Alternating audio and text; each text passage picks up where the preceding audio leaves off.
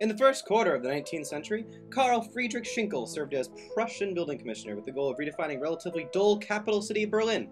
While his vision of the structure began years in advance, construction of the museum did not begin until 1823 and was not finished until 1830.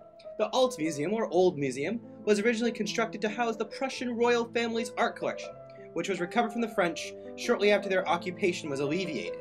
It later served as a gallery for ancient Greek and Roman art, and has most recently housed many Egyptian artifacts. In building a museum for the public, Schinkel's design was of ancient Greek style.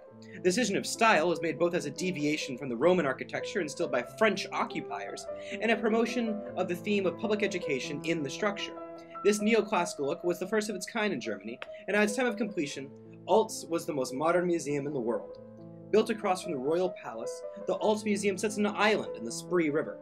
Schinkel's plan required modifications to the landmass of the island in order to accommodate the infrastructure itself, as well as roads and bridges.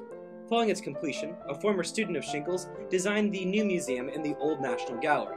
Later came Bode and the Pergamon museums to complete the structures present today on what is known as Museum Island.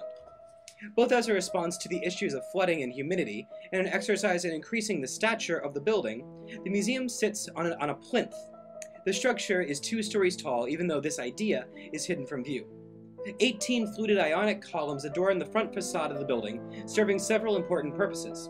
In an overwhelmingly simple manner, Schinkel is able to blur the distinction between inside and out, as well as hide the division of floors.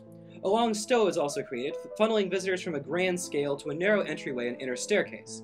The entranceway is flanked on both sides by 2 large statues that, along with the enormous columns, engage the senses immediately. Schinkel successfully takes the space to take visitors from the massive exterior structure through a small entryway and then gently opens the structure to larger galleries. The central feature of the interior is a large rotunda based on the Pantheon. Invisible from the outside, this large central space is the heart of the museum, from which visitors explore out. The floor of the rotunda is subdivided by columns that separate the space into individual areas dedicated to different artifacts. 2 symmetrical courtyards serve as collection areas for visitors exiting the main rotunda gallery and the auxiliary rooms. The floor plan is laid out in highly symmetrical and ratio-driven fashion to evoke order and peace in a visitor as they admire the artifacts in the museum. Unfortunately, the original structure was almost completely destroyed in World War II, when a tank exploded near the main entrance.